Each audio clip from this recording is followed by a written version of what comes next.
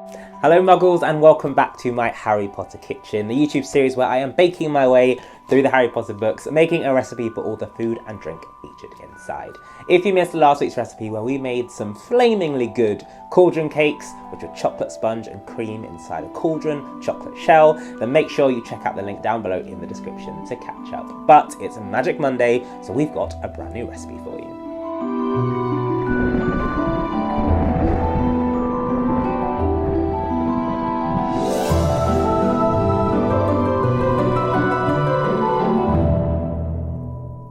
If you're a massive fan of Harry Potter and you don't want to miss a thing from my Harry Potter kitchen, then make sure you hit that subscribe button and click on the notification bell and you'll get an alert every Monday when there is a brand new recipe. Speaking of which, it's time to head back to the trolley. Okay, so we might be coming to the end of our Wizarding World treats from the trolley, but we've got one final treat left. What she did have were Bertie Bott's Every Flavour Beans, Drubel's Best Blowing Gum, Chocolate Frogs, Pumpkin Pasties, Cauldron Cakes, Liquorice Wands. Let's make some magic. For this recipe, you will need a silicone mould making kit and the wand of your choosing, and then for each licorice wand, you will need 25 grams of water, 3 gelatin leaves, 30 grams of sugar, 10 grams or 1 tablespoon of treacle, a pinch of salt, a 1/4 teaspoon of star anise oil, and 25 grams of strong white bread flour. If you're not a fan of licorice and you want to mix up the flavours a little, then you'll need 10 grams or 1 tablespoon of golden syrup, a 1/4 teaspoon of your optional flavouring, and some food colouring. Okay, so usually the wand chooses the wizard, but this time it's your chance to choose the wand, and that's the first step. You need to pick what you want to make your mould out of, and I have gone for my favourite wand, which is the Elder Wand. Now, actual wands are quite expensive, so I've gone for a pen, which looks like the Elder Wand. It's made of a bit of a firmer rubber, and I know it's not going to get ruined in the process. To begin, you want to prepare your mould. Now I've actually used an old Apple Watch box as it's nice and thin and long, so it won't use too much excess silicone. Take your wand, making sure it's nice and clean, and then place some blue tack along the edge of one side. You then want to turn this over and secure it to the bottom of your box. Press this down firmly and make sure it's secure enough so that it doesn't fall out when it's tipped. Okay, next up we're going to make our silicone, and I've gone for a kit that comes in 2 parts.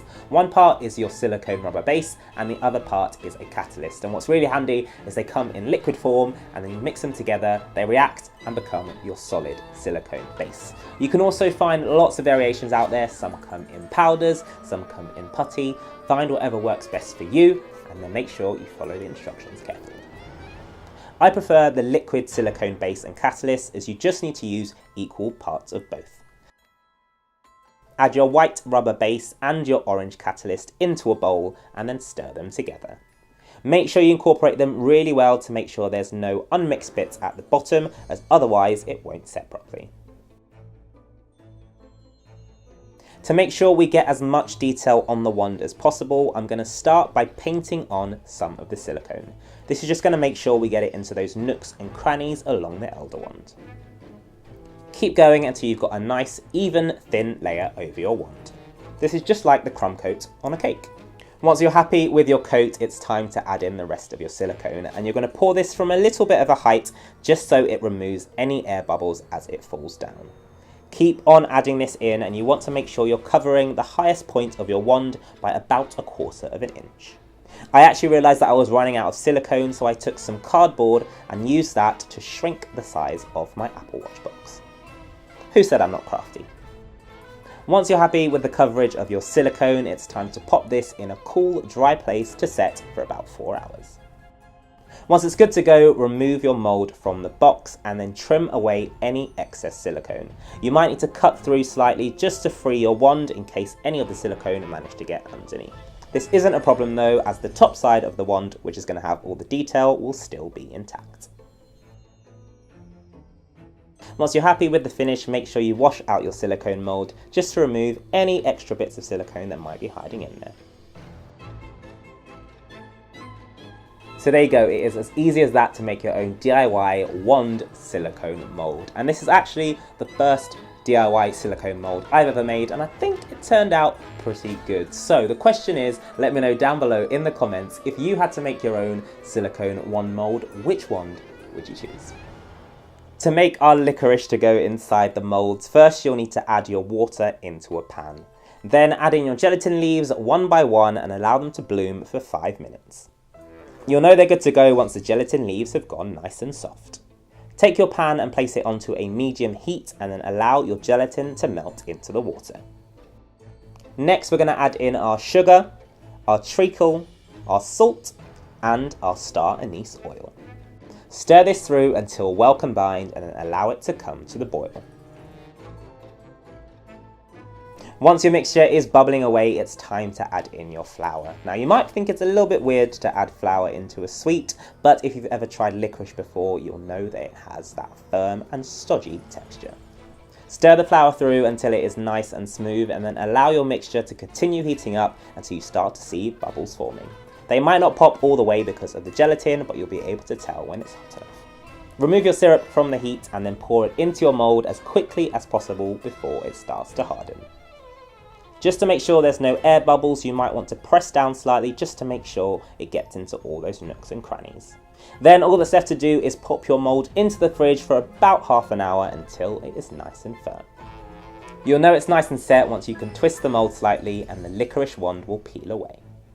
Then all you need to do is push your licorice wand out of the mould, being careful not to tear it. These licorice wands are really easy to make and super tasty, but I do appreciate that not everybody loves licorice, so there is a way that you can twist this recipe around to add in your favourite sweet flavours. So I'm going to show you how you can replace some of the treacle, which makes the licorice black, with golden syrup, and then add in any flavourings and food colourings to make your wand unique. The first stages of the recipe are exactly the same, so you'll need to bloom your gelatin in your water, bring it up to the boil, add in your sugar, but then replace your treacle with your tablespoon of golden syrup. Add in your salt and then any flavouring you like. I've gone for strawberry for some red licorice ones and some sour apple for our green licorice ones. Allow the syrup to come up to the boil and then add in your food colouring and your flour. Stir it through until you get a nice even colour.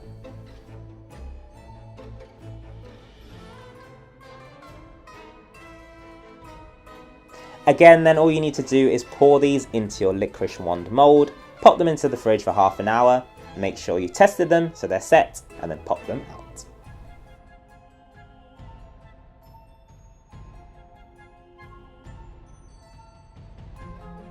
So there you go, our licorice wands are complete, and I think they give Ollivanders a run for his money. They might not be that useful in the battle for Hogwarts, but they taste good. So this was the first time that I've made my own silicone moulds, and I really did actually enjoy the process of creating the mould and then making something in them and seeing how they turned out. It was great fun, so I definitely recommend you give it a go. And as I mentioned earlier, I'd love to know what wand you would choose if you made your own licorice wands. So let me know down below in the comments. That is all for this video, but if you want to see more from my Harry Potter kitchen, then make sure you hit that subscribe button, click on the notification bell so you get an alert every Magic Monday when there is a brand new video, and I will see you next week.